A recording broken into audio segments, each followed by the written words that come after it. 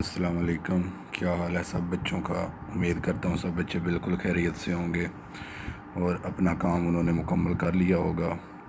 تو ہم نے چیپٹر سٹارٹ کیا ہوا تھا نبیوں اور رسولوں پر ایمان۔ اس کا ہم نے 2 پیجز کی ریڈنگ کی تھی اور ایک ہم نے لانگ کویسچن کیا تھا۔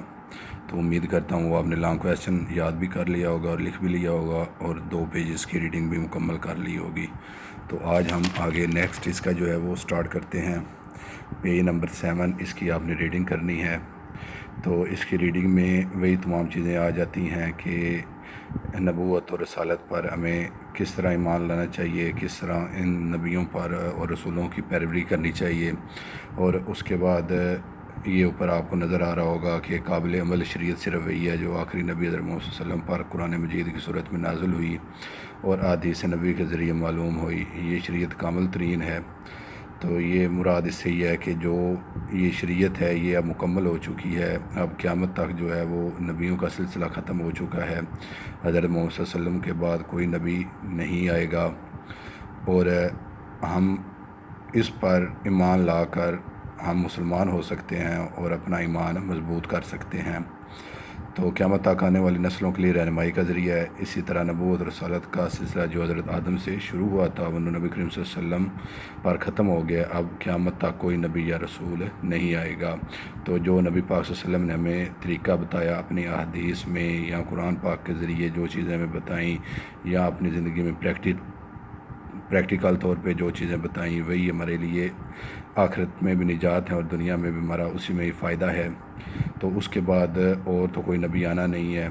تو اس میں یہ قرآن پاک میں آیت بھی ہے، ترجمہ محمد صلی اللہ علیہ وسلم تمہارے مردوں میں سے کسی کے والد نہیں ہیں بلکہ اللہ کے رسول اور نبیوں کی نبوت کی مہر یعنی اس کو ختم کر دینے والے ہیں اور اللہ ہر چیز سے واقف ہے۔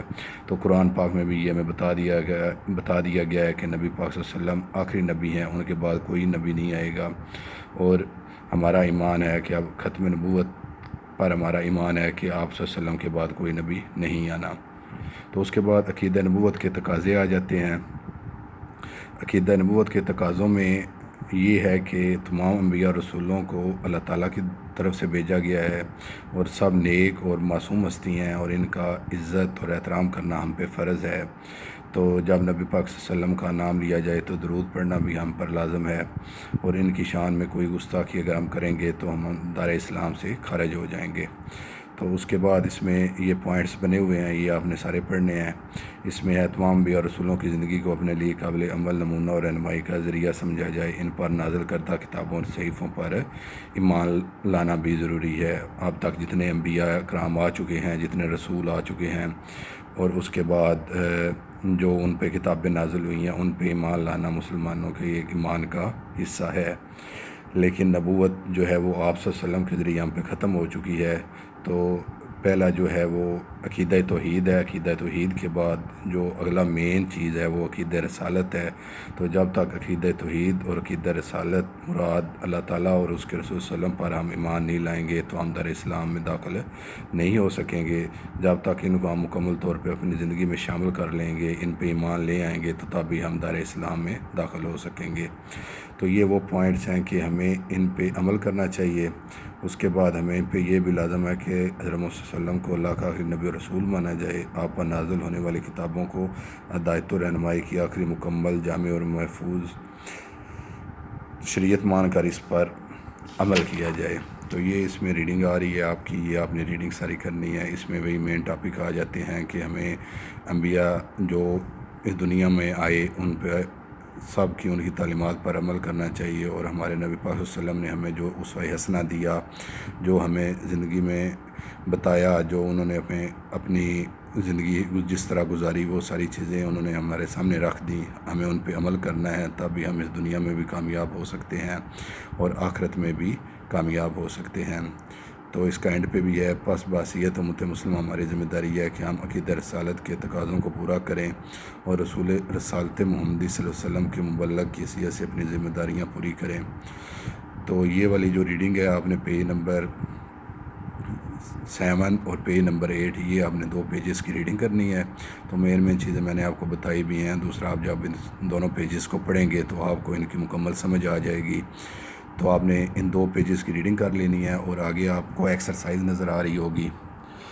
تو ایکسرسائز میں جو ہے ایک لانگ سوال ہمارا ہو چکا تھا، جو پہلا لانگ کویسچن تھا وہ ہم نے کر لیا تھا۔ جو باقی 2 لانگ کویسچن ہیں وہ آپ نے کرنے ہیں، وہ ڈائری میں بھی آپ کو پہنچ چکے ہوں گے۔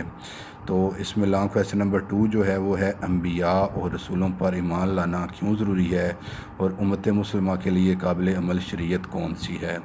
اب اس سوال میں 2 ٹاپک بن رہے ہیں، اس سوال کے 2 پارٹس ہیں۔ ایک ہے انبیاء اور رسولوں پر ایمان لانا کیوں ضروری ہے، کہ اس سے مراد یہ ہے کہ ہمیں انبیاء اور جو رسول آئے ہیں اس دنیا میں ان پر ایمان لانا کیوں ضروری ہے، اور دوسرا ہے کہ امت مسلمہ کے لیے قابل عمل شریعت کون سی ہے، ہم مسلمانوں کے لیے جو سب سے قابل عمل شریعت ہے وہ کون سی ہے۔ تو یہ کویسچن نمبر 2 ہے، اس کا آنسر میں نے لگایا ہوا ہے، مارک کیا ہوا ہے، وہ آپ کو نظر آ رہا ہوگا۔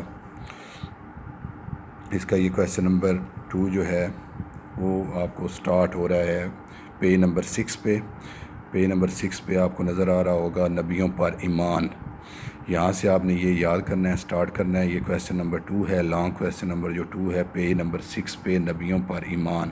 یہاں پہ یہ میں نے مارک بھی کیا ہوا ہے، یہاں سے آپ نے اس کو سٹارٹ کرنا ہے۔ یہاں سے سٹارٹ کر کے آپ نے اس میں جو مین چیزیں ہیں یہ آپ نے یاد کرنی ہیں، اور اس میں آگے آپ نے یہ مکمل کرنا ہے۔ آپ نے پیج نمبر 7 پہ یہ کمپلیٹ ہوگا، یہ قابل عمل شریعت والا اس کا دوسرا ٹاپک ہے وہ اس میں آ جائے گا، اور یہ میں نے مارک کیا ہوا ہے لانگ نمبر کویسچن 2 جو ہے فرمان کا منکر ہے، یہاں تک اس کا آپ نے آنسر یاد کرنا ہے۔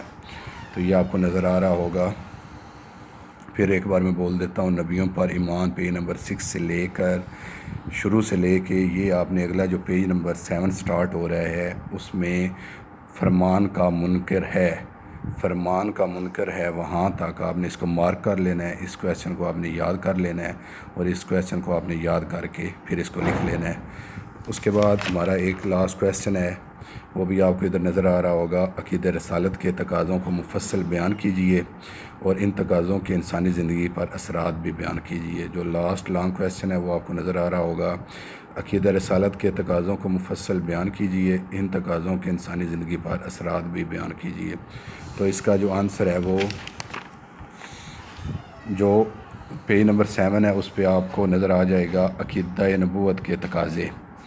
یہ والا جو پیج نمبر 7 ہے اس پہ عقیدہ نبوت کے تقاضے جو ہے، اس میں یہ یہاں سے سٹارٹ ہوگا۔ لانگ کویسچن نمبر 3 میں نے مارک بھی کیا ہوا ہے، تو یہ آپ نے یہاں سے سٹارٹ کرنا ہے۔ عقیدہ نبوت کے بہت سے تقاضے ہیں، اس میں جو انبیاء کرام جو ان کے بارے میں ہے، جو انہوں نے ہمیں ہماری رہنمائی کی، جو ہمیں بتایا، وہ سارا اس میں آپ نے یاد کرنا ہے۔ تو اس کے پوائنٹس جو ہیں وہ آپ نے یاد کرنے ہیں۔